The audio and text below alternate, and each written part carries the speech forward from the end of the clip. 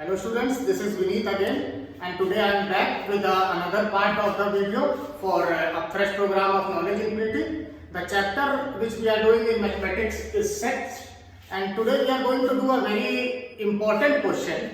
ये हमारा एक NCERT exemplar भी है, NCERT के exemplar section में भी आपको मिल जाएगा. In previous video we have seen various theorems और various operations on set.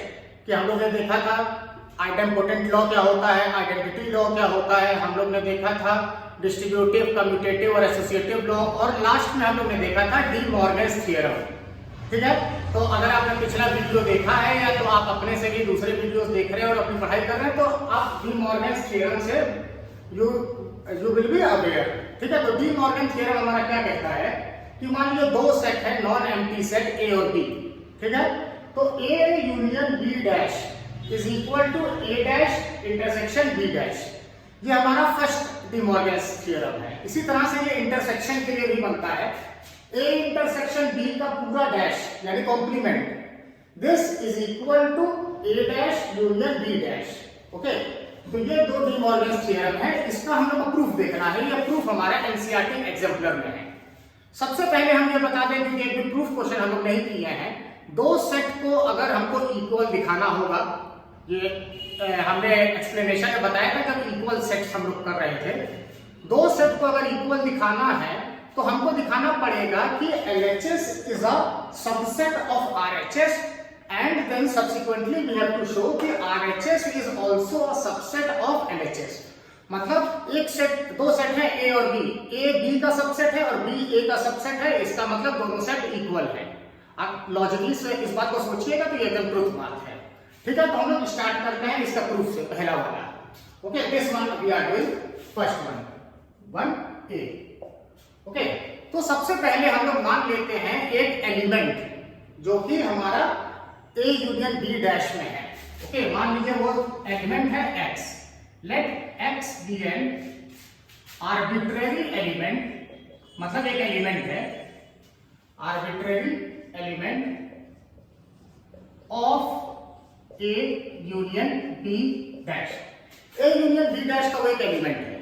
तो अब अगर ए यूनियन बी डैश का वो एलिमेंट है तो वो हमारा ए यूनियन बी डैश में बिलोंग करेगा. x belong to A union B complement या डैश. ठीक है, अब x हमारा ए यूनियन बी कॉम्प्लीमेंट में बिलोंग कर रहा है. अब हमको बहुत लॉजिकली सोचना है. x हमारा ए यूनियन बी के कॉम्प्लीमेंट में बिलोंग कर रहा है. इसका मतलब क्या है, x हमारा ए यूनियन बी में नहीं है.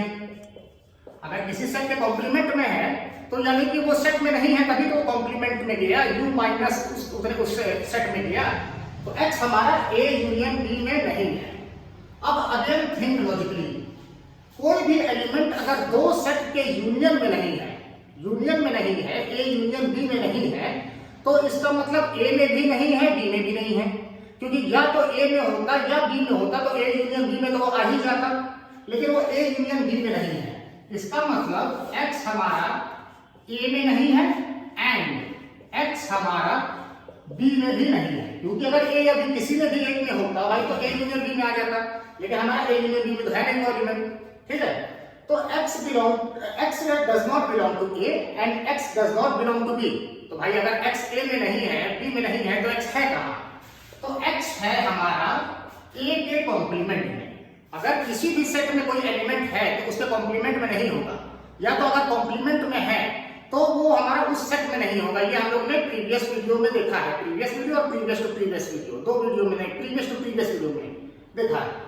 तो अगर a में नहीं है तो इसका मतलब u माइनस a में वो है, यानी ये कॉम्प्लीमेंट में है. And x belong to b में नहीं है, इसका मतलब वो b के कॉम्प्लीमेंट में है.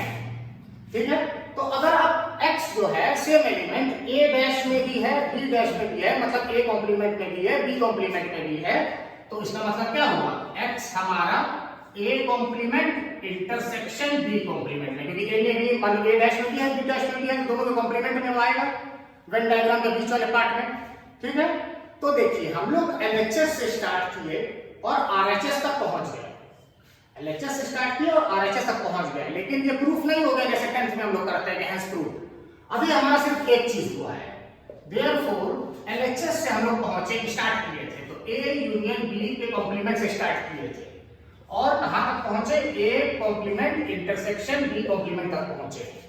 तो इसका मतलब हमारा LHS is a subset of RHS. ये सबसेट प्रूफ करने का तरीका होता है। एक ए सेट को बी का अगर हमको सबसेट दिखाना है तो ए से हमको चल के बी तक आना है, जैसे हम यहाँ पे आए हैं। तो A union B dash is subset of A dash intersection B dash. लेकिन भाई हम लोग ने क्या बात किया था कि दो सेट इक्वल तो तभी होंगे जब दोनों एक दूसरे का सबसेट हो। अभी तो हम लोग ने सिर्फ एक को सबसे एक प्रूफ किया है, तो अब हम लोग दूसरे को भी प्रूफ करने की कोशिश करेंगे। अब हम लोग x यूज कर चुके हैं, तो अब हम लोग x नहीं यूज करेंगे, हम लोग y यूज करते हैं। Let y be an arbitrary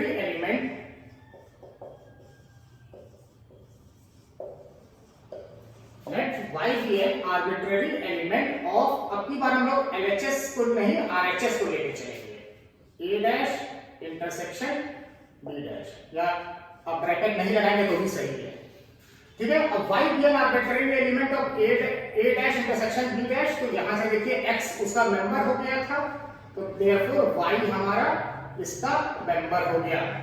y belong to a dash intersection b dash. अब हमको उसी तरह से प्रोसीड करना है जैसे हम left side of the board पे आप देख रहे हैं।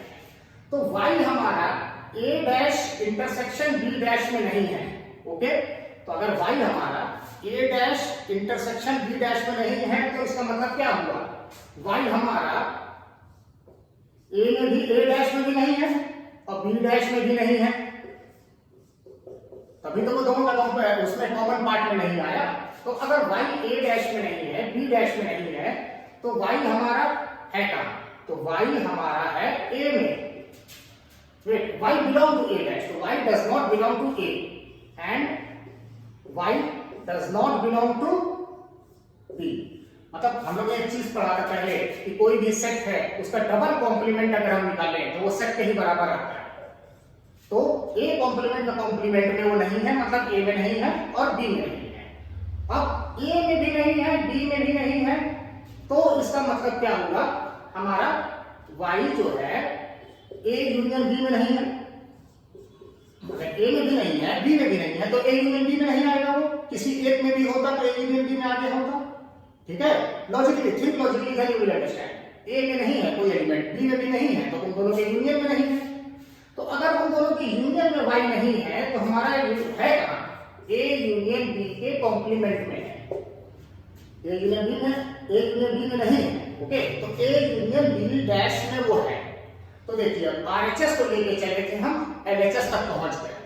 देयरफॉर अब हम लोग जो चीज पहले लेके चलते हैं उसको LHS पे लिखेंगे, ठीक है। और जहां तक पहुंचे हैं उसको हम RHS पे लिखेंगे और बीच में सबसेट का सिंबल लगा देंगे। मतलब RHS को लेकर चले LHS तक पहुंचे तो RHS is a subset of LHS। तो हमको दो इक्वेशन मिले यहां से, ये फर्स्ट इक्वेशन, ये सेकंड इक्वेशन। तो हम लोग ने दिखा दिया दो सेट थे, this is a subset of this and this is a subset of this. Therefore from 3 and 4 दोनों हमारा इक्वल है। 3 and 4 नहीं, sorry, equation number from 1 and 2, okay. A union B का complement is equal to A complement intersection B complement. अब यहां पे हम लोग लिख सकते हैं प्रूफ, ओके। तो हम लोग ने देख लिया पहला वाला डी मॉर्गन थ्योरम और इसको प्रूफ कर चुके हैं।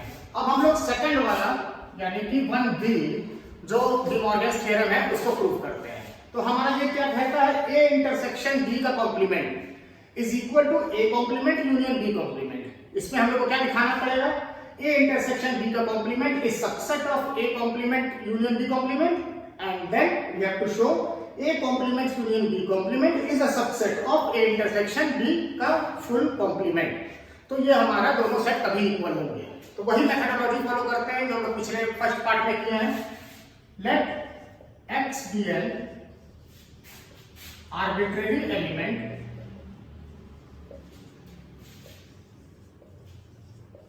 ऑफ A इंटरसेक्शन B का कॉम्प्लीमेंट, ठीक है। LHS को लेकर चलना है। तो देयरफॉर X हमारा इसमें बिलोंग करेगा। तो अगर हमारा X ए इंटरसेक्शन बी के कॉम्प्लीमेंट में बिलोंग कर रहा है, तो कहां पे वो बिलोंग नहीं करेगा?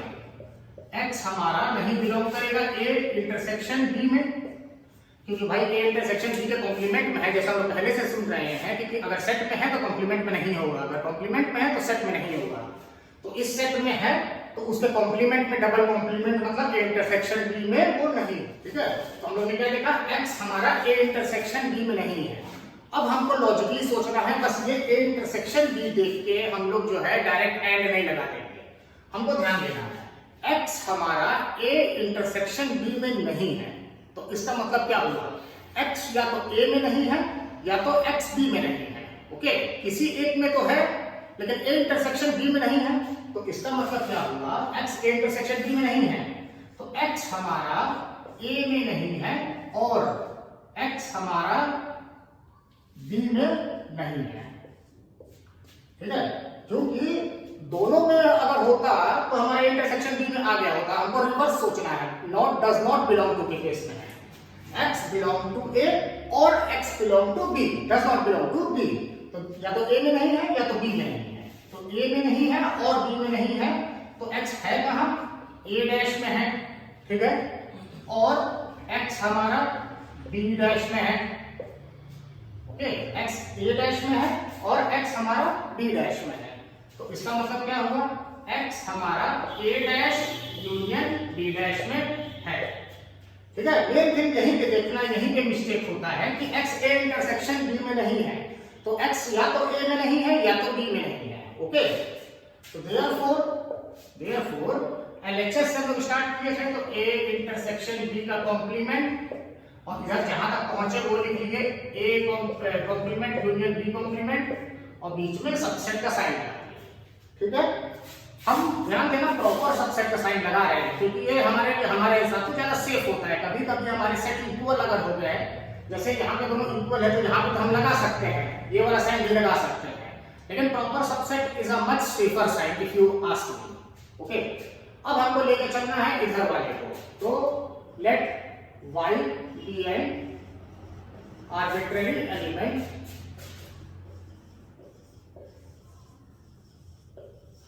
that y be an arbitrary element of a complement union b complement, RHS को लेके चल रहे हैं, ठीक है। तो y हमारा a complement union b complement का मेंबर है, therefore y belong to a complement union b complement।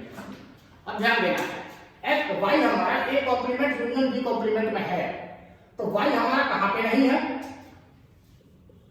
कहां पे नहीं है, y does not belong to,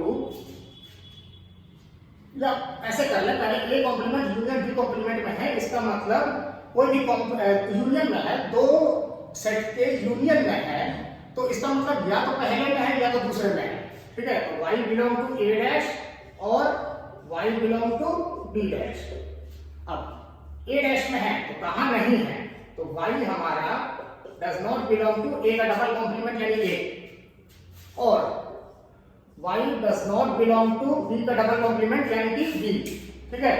अब ध्यान से सोचना है, अगर y a में नहीं है, ओके, और y b में नहीं है, a में नहीं है या फिर b में नहीं है, तो इसका मतलब y कहां है, ओके, मतलब कहां नहीं है, तो y हमारा a इंटरसेक्शन b में नहीं है, ठीक है। किसी एक में नहीं है तो भाई इंटरसेक्शन नहीं ना आएगा, वो इंटरसेक्शन मतलब दोनों में होना चाहिए, तो y does not belong to a और y does not belong to b, तो इसका मतलब y does not belong to a intersection b, ठीक है। तो y if it does not belong to a intersection b, so where does y belong, y belong to a intersection b का complement, ठीक है।